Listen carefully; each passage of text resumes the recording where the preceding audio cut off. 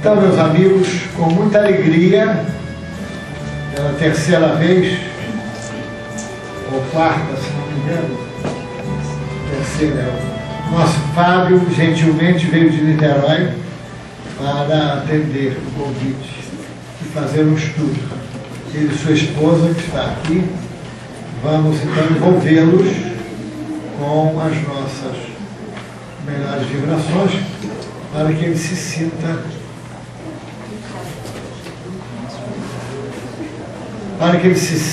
como se estivesse no Leôncio de Albuquerque, que é o grupo espírita que ele frequenta lá em Niterói.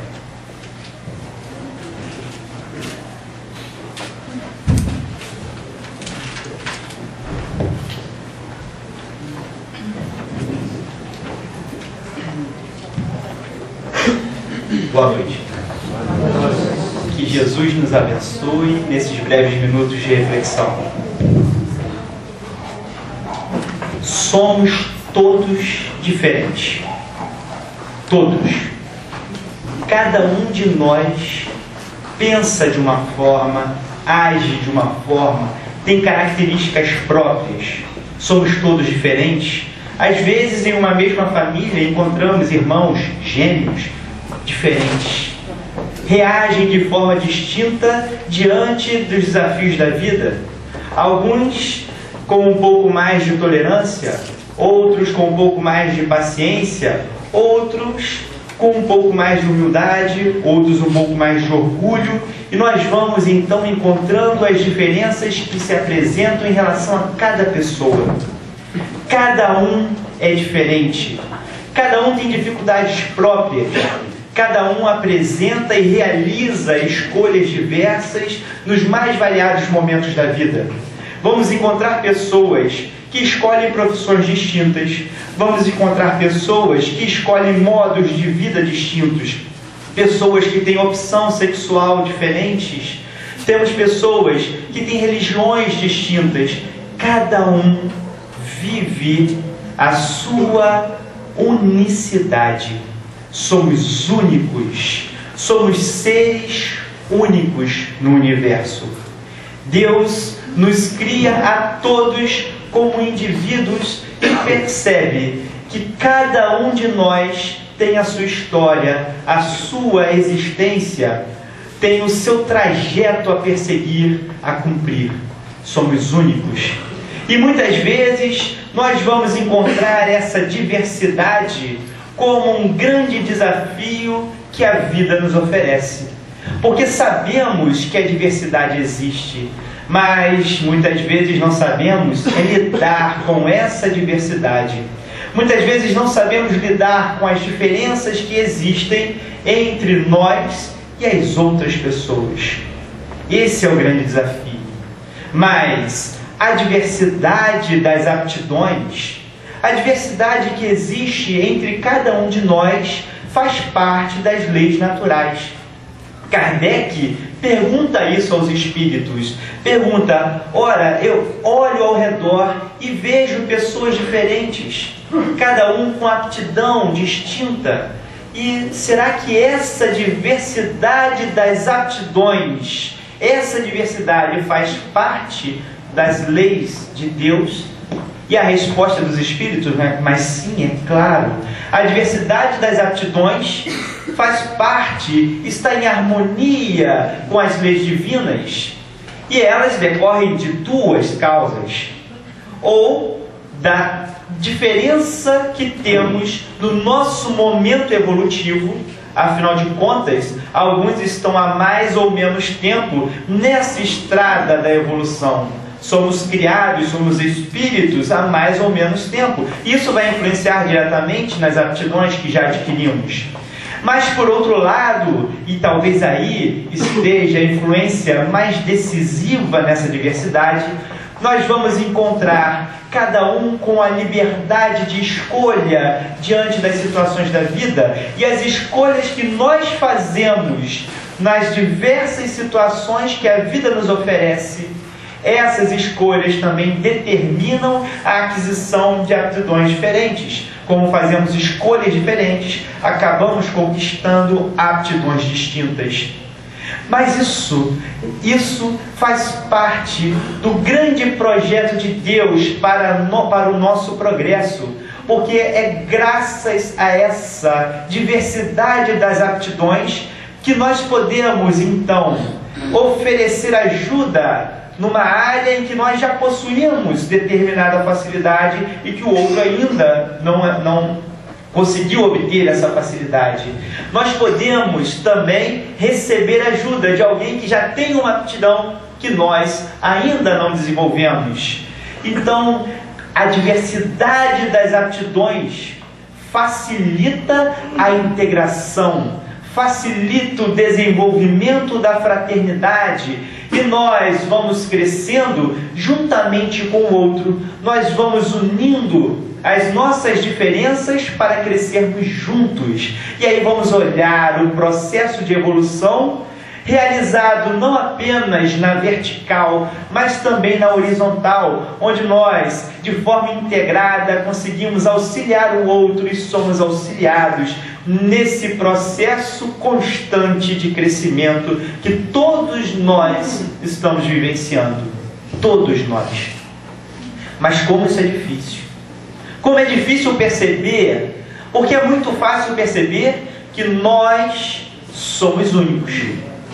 É muito fácil exigir do outro que respeite as nossas escolhas, que respeite as nossas características, que respeite aquilo que nós fazemos, pensamos, mas o desafio está em olhar no outro também essa individualidade e saber que o outro também faz as suas escolhas e saber que o outro também tem características que vão destoar das nossas e que nós devemos respeitar essas características. Esse é o grande desafio. E a habilidade para lidar com essas diferenças tem hoje um ingrediente especial, que é o tema do nosso estudo da noite, e chama-se alteridade, com L, alteridade. Alter de outro, e é esse saber lidar com o outro. Um sinônimo para alteridade é outridade. Piora, né? Melhor alteridade. Então, a alteridade é o saber lidar com o outro, é o olhar, o respeitar a diferença. É, na realidade, conseguir identificar uma igualdade dentro da diferença. Que coisa complicada, mas é possível, porque nós vamos perceber, desde logo, que diferença não é a mesma coisa que desigualdade. Somos todos diferentes, mas devemos batalhar para que, mesmo conservando essas diferentes aptidões, nós consigamos ter uma vida onde a igualdade impere.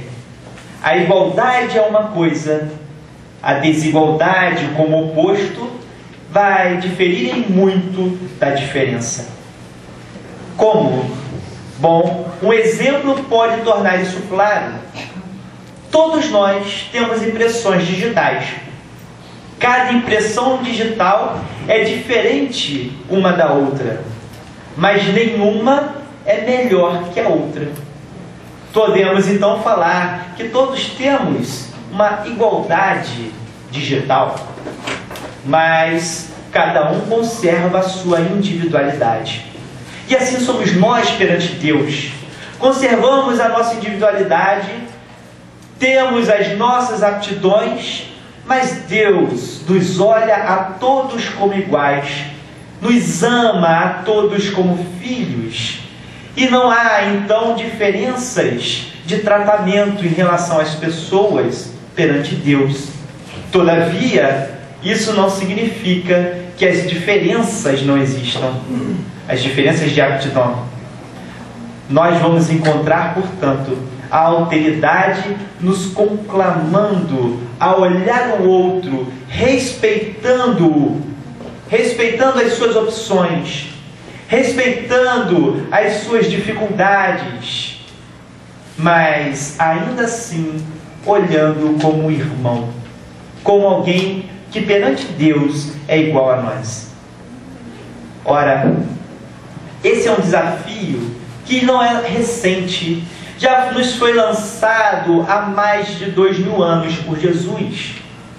Quando Jesus nos fala que toda a lei e os profetas podem ser resumidas em duas máximas: ama a Deus acima de todas as coisas e ama ao próximo como a ti mesmo.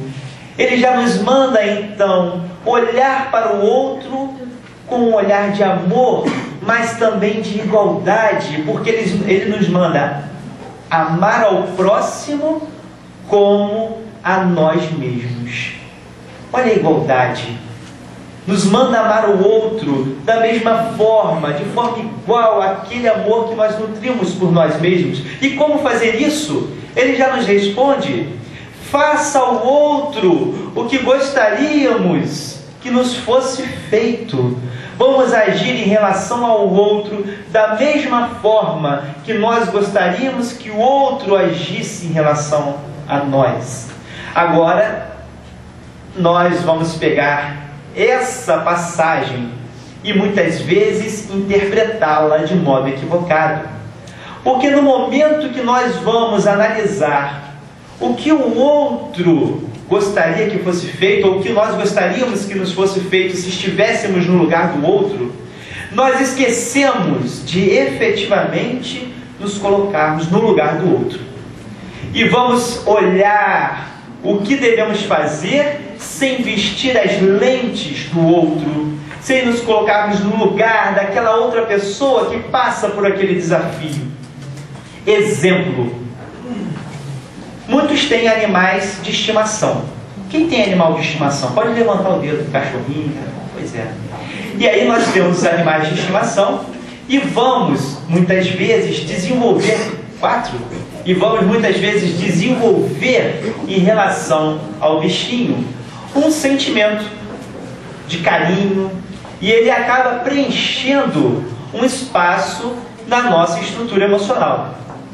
E aí, de repente, um dia, o cachorrinho morre. E aí aquela pessoa começa a sofrer muito e sente muita falta. Era um ser que estava ali todo dia, fazia carinho, e aquele espaço emocional fica vazio. Estava preenchido, fica vazio. Aí está sofrendo com aquilo. Aí uma outra pessoa, que não tem um animalzinho de estimação, pode olhar para essa situação e falar: que besteira! Sofrer porque o cachorro morreu? Sofrer por conta disso? É só um animalzinho, é só um cachorro, o que tem? Para aquela pessoa que está dizendo isso, o cachorro não tem esse significado. Mas se ele exerce se ele coloca em prática esse exercício de se colocar no lugar do outro, ele vai perceber que naquele instante a falta do animal de estimação está provocando uma profunda dor no outro indivíduo. Ele se coloca no lugar do outro e age, portanto, da forma que ele gostaria que agissem com ele se ele estivesse passando por aquele sofrimento. Não se um cachorro tivesse morrido, mas como se aquele espaço emocional não estivesse preenchido.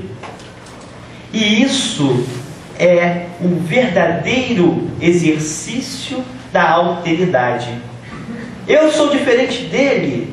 Eu não sinto esse apego ao cachorrinho, todavia vou tentar me colocar no lugar dele e perceber que nessa diferença ele está sofrendo, e vou fazer o melhor para aliviar aquela dor, aquele sofrimento. E esse exercício que colocamos de forma tão singela em relação ao cachorrinho, ao animal de estimação, nós podemos transferir para diversas áreas da vida. Exemplo: há algum tempo atrás, alguns meses atrás, eu fui a um shopping em Niterói com dois amiguinhos da evangelização infantil da nossa casa. Um com 14 anos e outro de 9 anos. Na verdade, o de 14 já estava na mocidade, mas era irmão do de 9 que frequentava a evangelização infantil. Fomos. Eles moram numa comunidade extremamente carente em Niterói, uma favela, e são muito pobres. uma família que não tem recursos sequer para comer. Fomos então a esse shopping. Eles foram trajando suas roupas simples, buscaram se arrumar, mas ainda assim eram roupas extremamente simples. E quando chegaram no shopping, um havia ido a um shopping 2 vezes na vida e o outro nunca tinha entrado em um. Então se portaram da maneira que qualquer um se portaria diante daquela situação, empolgados com aquela novidade para eles.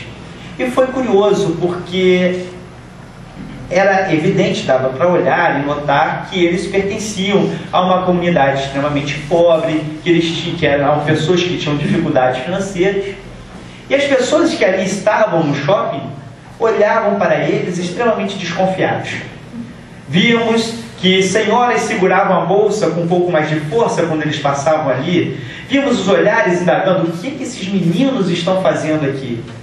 E percebendo esses olhares, eu comecei então a ficar um pouco incomodado com aquilo, mas algo que não tinha me abalado ainda muito. Estava apenas um pouco incomodado. Mas comecei a perceber, depois de um determinado momento, que aqueles mesmos olhares que estavam sendo direcionados para os dois, também estavam sendo direcionados para mim. E eu também comecei a ser objeto de preconceito juntamente com eles. E foi naquele instante, naquele momento, que eu pude sentir um pouquinho da dor que aquelas crianças sentem todos os dias. A partir do momento em que eu fui objeto do mesmo preconceito que eles estavam sofrendo, eu pude sentir um pouquinho, mas com a certeza que dali a 2, 3 horas eu já não seria objeto daquele preconceito, mas que eles continuariam convivendo com aquilo, provavelmente durante ainda um bom período de suas vidas. Ora, naquele instante eu consegui perceber que os assuntos que nós tínhamos, não, é claro, não se fazia diferença, tratávamos a todos, as crianças como iguais, mas os assuntos que nós tínhamos em relação àquelas crianças, muitas vezes estavam muito distantes, porque conversávamos sobre educação, você tem que ir melhor no colégio, mas conseguimos ali perceber que havia para eles emergências de cunho muito mais imediatas do que outras preocupações que nós achávamos que deveriam ser atendidas primeiro. O drama para eles era muito maior. E só naquele momento em que eu consegui, em razão dessas circunstâncias, me aproximar um pouco e efetivamente me colocar no lugar do outro, de modo involuntário nesse caso, é que eu consegui realmente ter um olhar de alteridade e olhar a diferença que me conduziu ali então a buscar ter um tratamento diferenciado do que eu tinha antes. Um tratamento que buscasse ali realmente apaziguar um pouquinho daquela dor que efetivamente eles sentiam todos os dias. Quantas vezes nós também agimos sem perceber, sem nos colocarmos no lugar do outro? Quantas vezes? Quantas discussões, quantas brigas, quantos desentendimentos são causados porque nós não nos colocamos no lugar do outro, porque nós não investigamos o que realmente gostaríamos que nos fosse feito se estivéssemos no lugar do outro. Ora, discussão de casal é uma coisa interessante. O casal, quando está discutindo, muitas vezes vocês, não só o casal, mas o casal é um exemplo emblemático, muitas vezes não se tenta chegar ao entendimento. O que se tenta é convencer o outro. E nós, então, ficamos utilizando argumentos para ganhar a discussão, ao invés de procurarmos entender as razões do outro e nos colocando no lugar do outro, buscarmos a melhor solução para aquela dificuldade que se apresenta. Vamos encontrar, às vezes, em questões simples do dia a dia, a mulher quer ver a novela, o homem quer ver o futebol. É um evento simbólico, porque geralmente o futebol está depois da novela. Mas tem lá, a mulher quer ver a novela, o homem quer ver o futebol.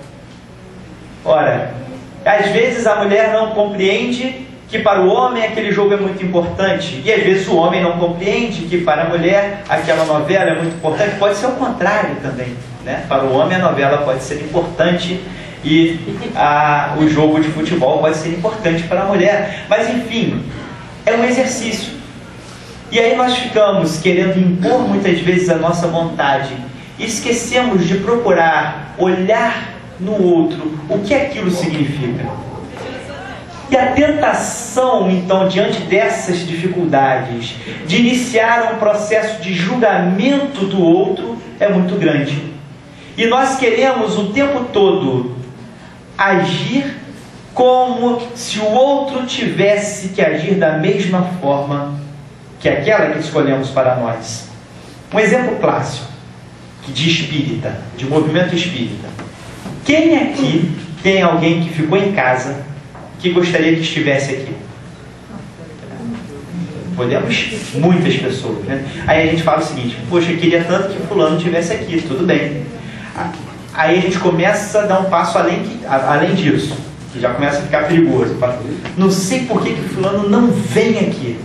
Não é possível. Ele já conhece a doutrina espírita e não vem na casa espírita. Mas que absurdo! Ele ainda age dessa forma, ele não consegue vir. Ou então porque não conseguiu doar alguma coisa a mais, não conseguiu uma atitude de desprendimento, a gente começa a julgar. Por que fulano não fez isso? Por que ele não agiu dessa forma? Fulano, ele frequenta a casa espírita há 30 anos e ainda age assim, como é que pode? E a gente começa a julgar o outro, exigindo que o outro faça a mesma coisa que nós achamos que deveria ser feito. Às vezes sequer nós fazemos, mas achamos que deveria ser feito. Esse é um grande problema, porque nós ficamos o tempo todo querendo que o outro haja de acordo com aquilo que nós achamos correto, e esquecemos que para ele, para aquela pessoa, pode ser um grande desafio vir à casa espírita. Para aquela pessoa pode ter uma grande dificuldade de repente, aos sábados de manhã, frequentar a casa para uma obra social, para uma atividade social. Pode ser que para aquela pessoa seja uma grande dificuldade agir com um pouco mais de benevolência em relação ao próximo. E aí nós ficamos julgando. Ficamos preocupados com a conduta do outro, sempre de acordo com a nossa visão, de acordo com as lentes que nós utilizamos, e esquecemos de nos colocarmos no lugar do outro. Isso me faz lembrar Chico Xavier. Chico Xavier, certa vez, estava no grupo espírita e recebeu a visita de algumas senhoras.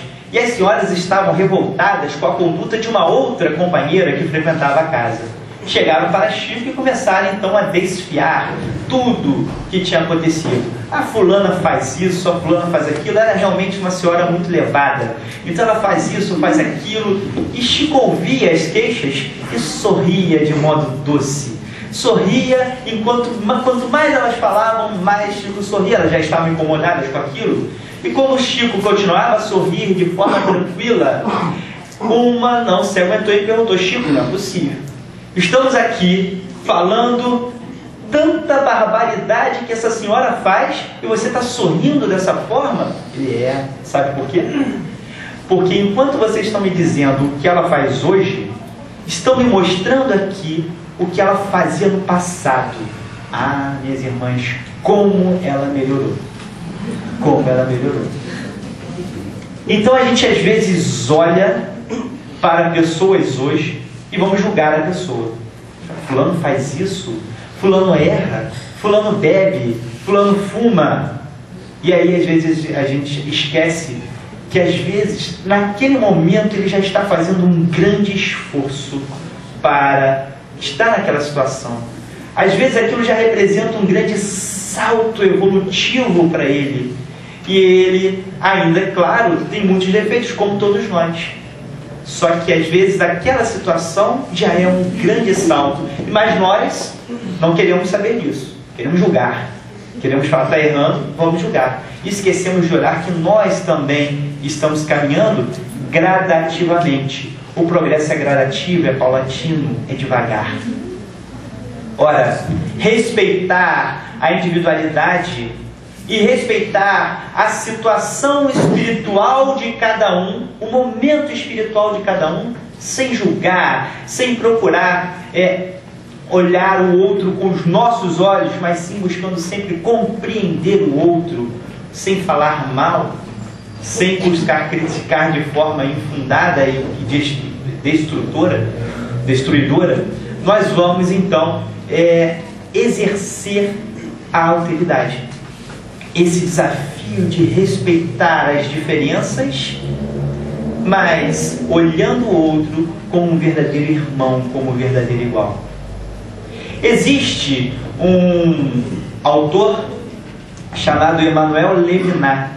Ele é argelino, mas mora na França, um filósofo, e ele vem nos falar de um livro, Entre Nós, os Desafios da Alteridade, ele nos fala. E nesse livro, ele vem dizer que, ele cita algumas passagens muito interessantes, e uma dessas passagens, ele nos fala que, ele retira do Talmud para dizer que os homens fazem formas, e nessas formas conseguem então moldar moedas, todas iguais. Só que Deus vai muito além disso.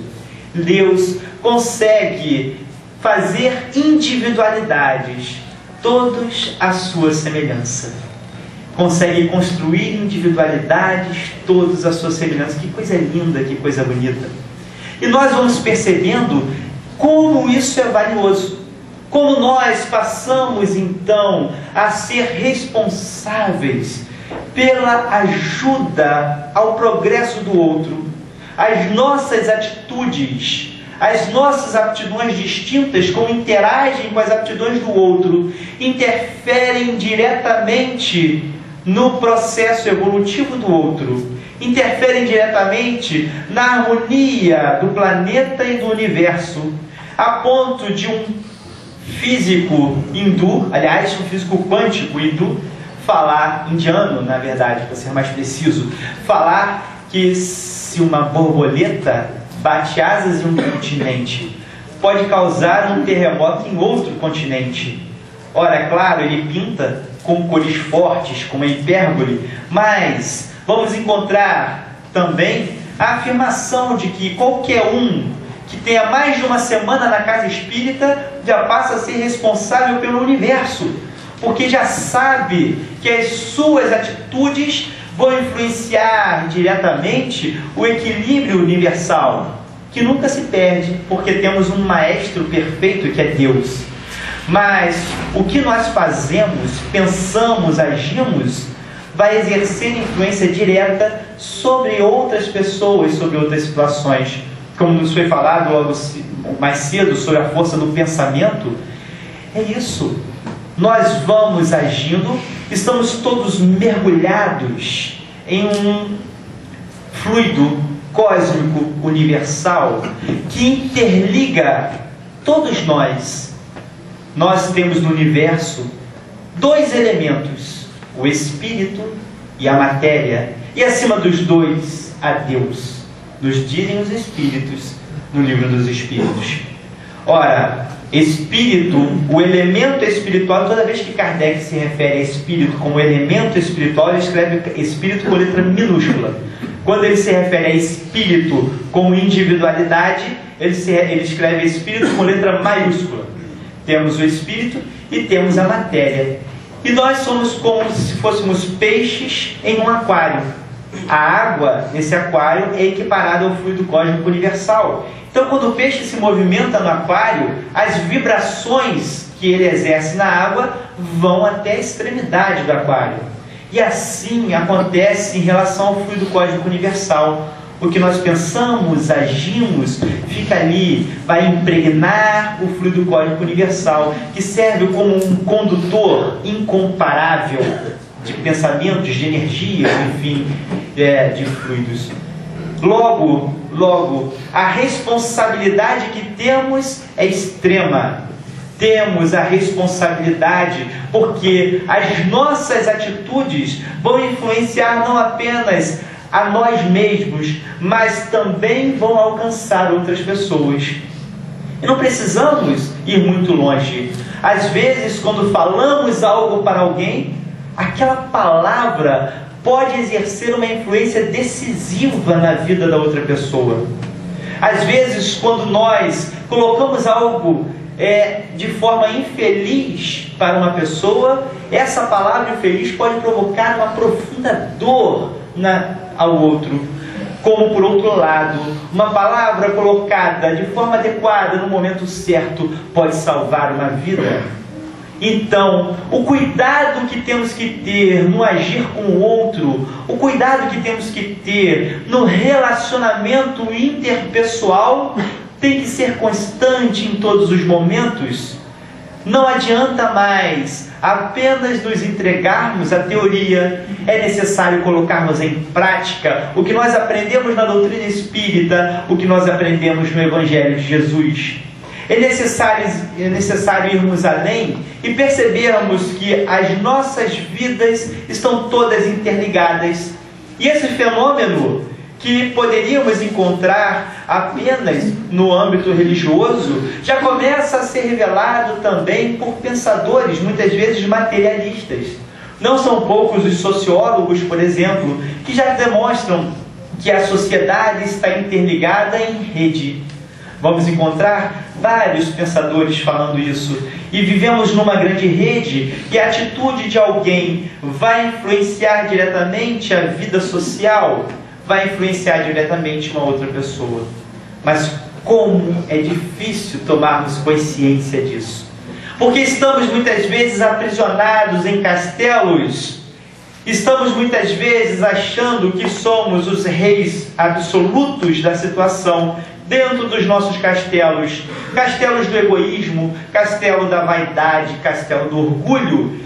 Enquanto nós ainda estivermos presos nesses castelos, não abrirmos as portas para que possamos ali partilhar o nosso espaço interior, a nossa emoção, o nosso coração com as outras pessoas, nós continuaremos sem vivenciar efetivamente o que Jesus nos fala, sem vivenciar o amor ao próximo como a nós mesmos. Há muito mais sabedoria nesse pensamento de Jesus do que aquele que nós comumente encontramos. Aliás, essa é uma característica do ensino do Cristo. A cada dia ele permanece atual, porque a cada dia nós vamos encontrando novos sentidos que ele já há 2000 anos dominava, mas que nós, em razão ainda do nosso estágio evolutivo, continuamos por descobrir. Existe até, agora está na moda, né, alguns livros que falam Jesus, o maior que já existiu. Também, maior psicólogo que já existiu, maior líder que já existiu, tem até maior administrador que já existiu, né? O pessoal já aproveita para lançar. Mas aí, esse livro, o maior psicólogo que já existiu, é interessante porque ele vai falar, sem entrar no mérito do que ele diz efetivamente, mas o que ele fala é que Jesus utiliza técnicas da psicologia que hoje foram descobertas. E ele há 2000 anos atrás já utilizava essas técnicas. E eu tenho certeza que daqui a algumas centenas de anos vamos falar que ele já utilizava há 2000 anos atrás técnicas que serão descobertas daqui a centenas de anos, porque ele já vivenciava ali uma situação de perfeição espiritual. Ele, como governador do sistema solar, governador do nosso planeta, que contribuiu diretamente na construção do planeta Terra, sendo ali um dos mentores espirituais, ou o principal mentor espiritual do projeto de formação do nosso planeta. Ele já conhecia perfeitamente, já conhece perfeitamente as dificuldades que passaríamos aqui e, sobretudo, por vivenciar e por ter vivenciado já tantas experiências na sua existência, conhece perfeitamente as dificuldades que todos nós passamos hoje. Então, ele já nos revelou de forma simples, mas com um conteúdo tão intenso que nos permite até hoje refletir sobre esses ensinamentos. Mas é necessário então avançarmos, darmos esse passo além e, além da reflexão, colocarmos em prática as lições de Jesus. Ora, Kardec vai também tratar desse assunto, é claro, a doutrina espírita, o cristianismo redivivo, e ele nos fala em justiça. Ele nos fala de justiça. Pergunta aos espíritos: o que significa justiça? O que é justiça? E os espíritos respondem, mais uma vez, de forma simples e de modo extremamente sábio, e que nos faz lembrar a sabedoria das professoras, que desde o jardim de infância falam aos seus alunos: olha, o seu direito termina onde começa o direito do coleguinha, não é assim? E os espíritos dizem que a justiça consiste em respeitar o direito do outro. Respeitar o direito do outro. Respeitar o direito do outro pensar da forma que ele pensa, dele sentir da forma que ele sente. Respeitar o direito do outro viver de acordo com as escolhas que ele faz. Justiça. Respeitar o direito do próximo. Mas, ainda na mesma lei, porque é a lei de justiça, amor e caridade, na questão 886, Kardec pergunta: o que é caridade? Caridade naquela forma que Jesus nos fala no Evangelho. O que é caridade? E os espíritos nos colocam um alerta, um bip. Lembram de bip no médico antigamente, né, antes do celular? Eles não falam de bip. Por quê? Eles nos falam que a verdadeira caridade, da forma como foi tratada por Jesus, significa benevolência para com todos, indulgência para com as imperfeições alheias e perdão das ofensas. Indulgência, perdão e benevolência. Ora, benevolência, talvez os espíritos colocaram na ordem certinha, né? Porque benevolência é a parte mais fácil da caridade. Benevolência, benevoler, bem-querer, o bem-querer ao próximo, o fazer o bem ao outro. E aí nós vamos encontrar no movimento espírita a benevolência até de forma bastante desenvolvida. Vamos encontrar as campanhas do quilo, vamos encontrar obras assistenciais, distribuição de sopa essencial, faz parte da caridade, faz parte, não é a caridade inteira, mas faz parte da caridade, a benevolência, fazer o bem ao próximo. Mas não para por aí. Isso é só uma fração da caridade. Porque além da benevolência, devemos ter indulgência para com as imperfeições alheias. Indulgência, indulcere, ser doce diante das dificuldades do outro. Ora, nós sabemos que cada um apresenta as suas dificuldades, assim como nós temos as nossas dificuldades. Então, quando nós nos deparamos com essas dificuldades que o outro manifesta, vamos procurar compreender, vamos procurar saber que ele ainda tem essa dificuldade de aptidão, ele ainda não conquistou essa aptidão, que muitas vezes nós já conquistamos, mas por outro lado, ele tem outras aptidões que nós também não conquistamos. Certa vez, no trabalho de evangelização aos internos penais em Niterói, estávamos diante de uma situação bastante curiosa, porque um senhor estava preso porque tinha cometido muitos crimes na qualidade de justiceiro. Procurava fazer justiça com as próprias mãos, matando as pessoas que ele julgava que tinham cometido crimes bárbaros. E ele dizia o seguinte, era um processo obsessivo claro, ele dizia o seguinte: quando eu ouço vozes dizendo que aquela pessoa fez coisa errada, eu vou lá e retiro a vida daquela pessoa, porque sei que ele não vale nada, ele não é bom, não faz nada. E aí um outro interno penal falou o seguinte: olha, ele pode até não ser bom para muita gente, mas para a mãe dele era bom. Ele falou assim: para alguém aquela pessoa era bom, era boa. Para alguém ele fazia, a mãe dele achava ele bom, ou o pai, ou um irmão, ou um amigo, alguém encontrava algo de bom nele. Ora, vejam bem, não há ninguém completamente mal, assim como não há ninguém completamente bom ainda aqui na Terra.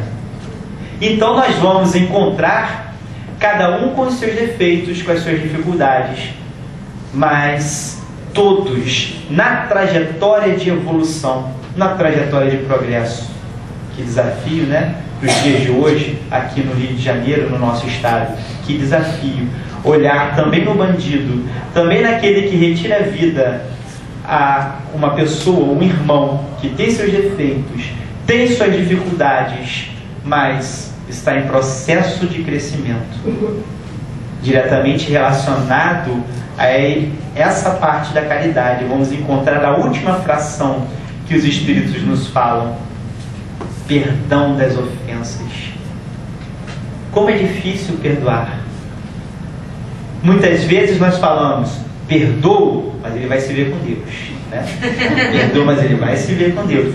E a gente fala, aí esse perdão passa a ser: não faço nada, não me vingo, mas também não perdoo. Porque quando a gente fala perdoo, mas conservo ainda aquela raiva, aquele ressentimento, eu estou falando, não faço nada, não me vingo, já é uma coisa, mas também conservo a mágoa.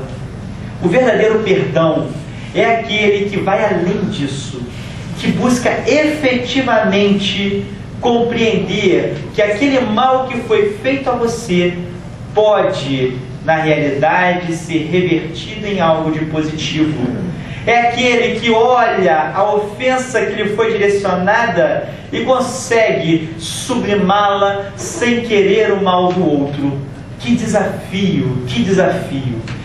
Muitas vezes, quando nós sofremos uma ofensa, mas sabemos que ainda temos aquela dificuldade também, é mais fácil de perdoar. Por exemplo, alguém que tem o hábito de xingar no trânsito, talvez quando passa uma pessoa e xingue a você no trânsito, às vezes você fala, tudo bem, me xingou, mas deixa pra lá.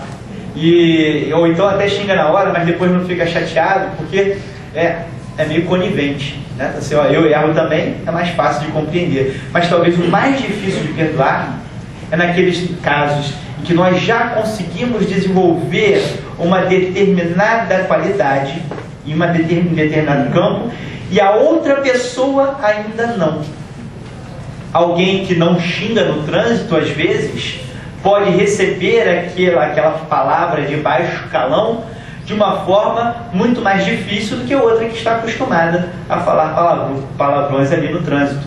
Então vejam, às vezes, quando nós já conseguimos uma conquista em uma determinada área, quando a ofensa nos chega naquele campo em que nós já temos alguma conquista, às vezes é mais difícil de perdoar. Mas aí é que vem o desafio, aí vem a alteridade também. E aí vem nós compreendermos as dificuldades do outro. E temos muito campo para o perdão em nossas vidas. Temos ainda muito o que perdoar no dia a dia. E essa tarefa é uma tarefa difícil. Porque mesmo no movimento espírita, vamos pegar, podemos olhar as situações cotidianas, mas talvez para marcar melhor o exemplo, vamos pegar situações mais extremas. Quando nós olhamos então a criminalidade na nossa cidade, no nosso estado, nós encontraremos muitos do movimento espírita falando o seguinte: olha, tem que matar mesmo. Seria tão bom que tivesse matado, seria tão bom que já tivesse exterminado o bandido, seria tão bom que quando subisse aquela comunidade carente, aquela favela, já matasse, ou então fala assim, morreu? Que bom, menos um. Quantas vezes nós ouvimos isso na sociedade e ouvimos isso dentro do movimento espírita, de companheiros do movimento espírita? Quantas vezes? Talvez não nas palestras, mas nas conversas do corredor ouvimos. Então, o desafio é conseguir olhar para essas pessoas que são diferentes, têm aptidões diferentes, como cada um é diferente, mas olharmos para elas e respeitarmos o momento espiritual que cada um vive. Não é tarefa fácil. Não é. É um grande desafio. Mas não devemos temer os desafios. São os desafios que movimentam a humanidade. São os desafios que movimentam o ser humano. São os desafios que fazem com que nós alcemos voos maiores. Porque se tivermos medo dos desafios, Seremos como a ave que não consegue alçar voos mais altos. Seremos como o peixe que fica isolado em um pequeno campo do oceano, de uma praia, e não vai então nadar pela vastidão do oceano. Vamos enfrentar os desafios, porque é possível superá-los. Não queiramos nos precipitar e nos transformarmos em santos de um dia para o outro, porque não conseguiremos. Não conseguiremos. Mas busquemos exercer a cada dia um pouco mais das virtudes, a fim de que assim consigamos, aos poucos, batalhar para domarmos as nossas más tendências e conquistarmos a felicidade tão esperada, tão almejada por todos nós. Temos que tomar cuidado, porque também colocarmos uma grande responsabilidade sobre os nossos ombros, sem a consciência de que somos ainda imperfeitos, pode significar buscarmos para nós mesmos um peso para o qual ainda não estamos prontos. E aí temos que tomar bastante cuidado para não nos entregarmos à culpa, que por sua vez vai gerar o desculpismo. A culpa é algo extremamente deletério, que congela o ser humano e que traduz uma desconfiança em relação à justiça divina. Porque se nós sabemos que Deus é soberanamente justo e bom, sabemos também que mesmo em relação às nossas atitudes, aos nossos erros, receberemos naturalmente a corrigenda. Somos responsáveis pelos nossos erros e não precisamos buscar nos autopunir por aquilo que fazemos. Mas como é difícil não buscar punição. E nós sofremos muito porque não confiamos na justiça de Deus mesmo em relação aos nossos atos. Quem aqui já cometeu alguma falha e ficou assim, meu Deus, por que eu fiz isso? Mas sentindo todas as dores, sentindo todas as angústias, e às vezes passados meses, nós lembramos, voltamos a sentir as mesmas coisas, e a consciência pesa, a culpa vem, e nós falamos, meu Deus, como é que eu fiz isso? E continuo, ao invés de procurar me libertar daquilo, para não errar mais, fico me martirizando em razão de um erro cometido no passado. E vamos então nos congelando sem conseguir avançar no processo evolutivo.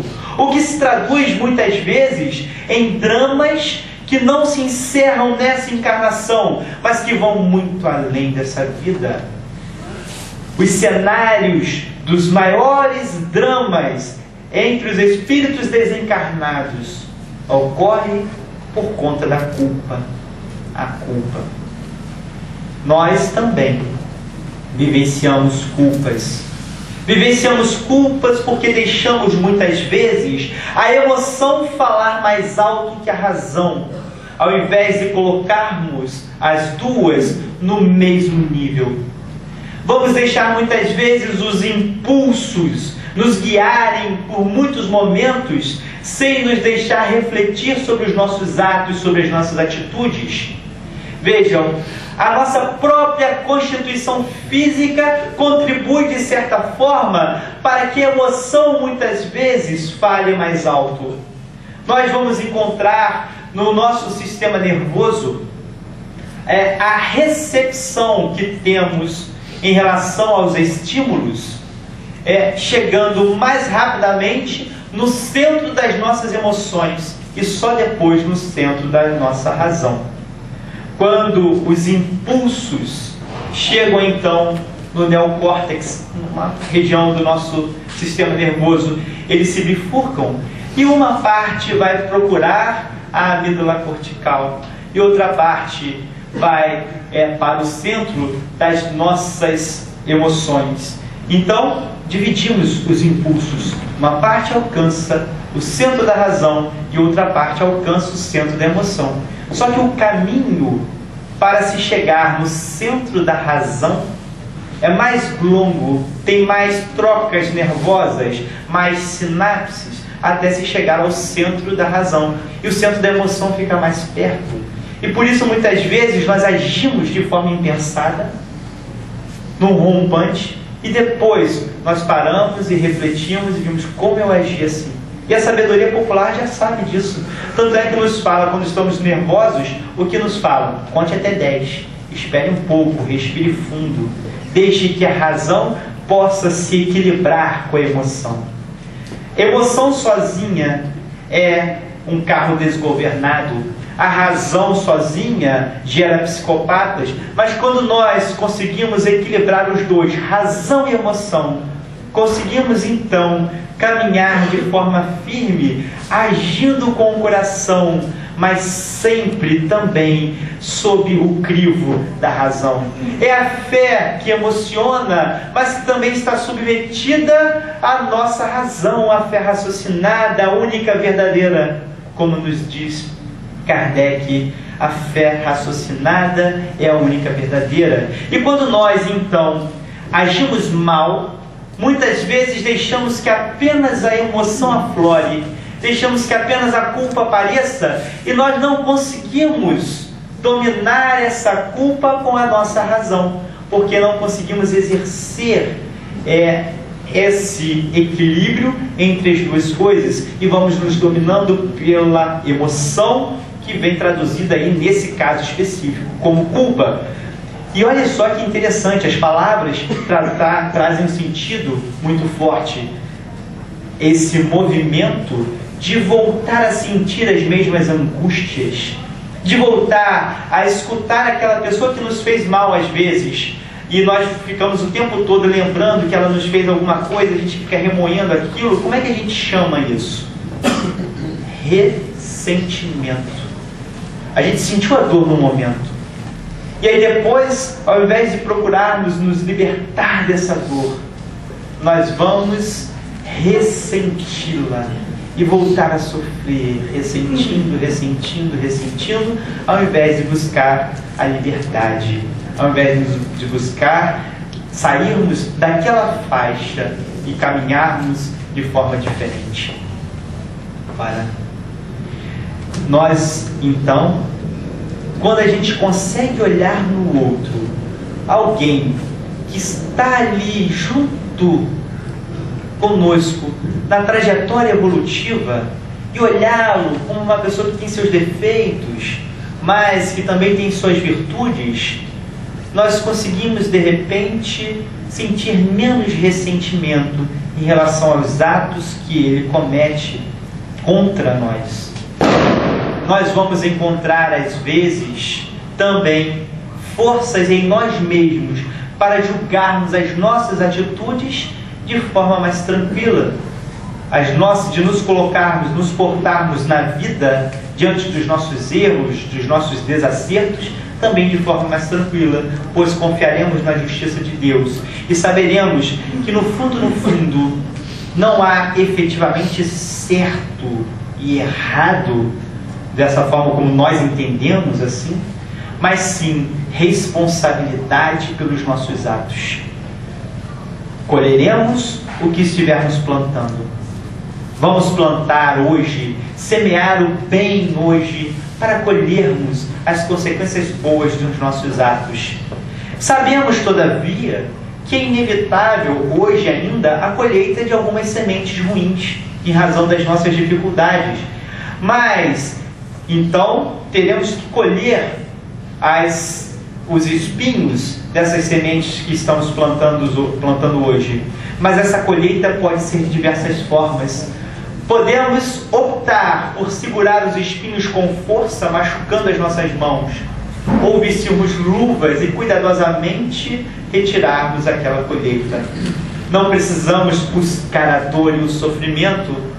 Podemos batalhar para crescermos pelo amor e assim assumirmos a responsabilidade pelos nossos erros, sem nos entregarmos de forma voluntária à dor, ao sofrimento, porque a doutrina espírita nos conclama a conduzir a nossa vida para a felicidade. Mas se eventualmente a dor vier, e ela vem certamente, que nós nos portemos diante dela com resignação. Resignação, porque sabemos que ali está, na verdade, uma grande oportunidade que a vida oferece. Como nos disse em uma mensagem psicografada, um mentor espiritual da nossa casa, vamos agradecer as provas que a vida nos oferece. Olha só que interessante. A prova que a vida nos oferece nos dá como uma grande chance para o nosso progresso. Fiquemos então com a reflexão do que Jesus quis dizer. Ama ao próximo como a ti mesmo. Busquemos interpretar o que o outro precisa, nos colocando no lugar do outro, vivenciando o outro, e assim viveremos sem dúvida uma igualdade dentro das diferenças. Viveremos sem dúvida o espírito da alteridade. Que Jesus nos abençoe nesse ideal.